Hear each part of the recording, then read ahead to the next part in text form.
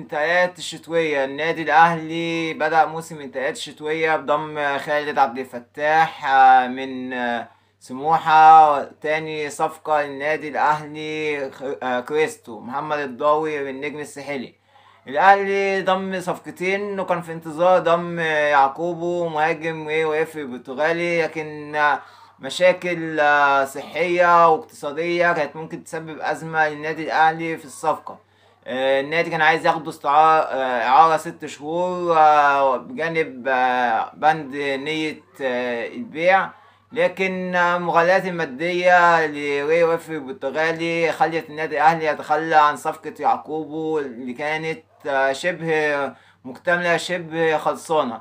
كل التوفيق للنادي الأهلي في الموسم ده. الأهلي بدأ إن هو يستعيد توازنه، بدأ إن هو يكون موجود. كل التوفيق للنادي الأهلي.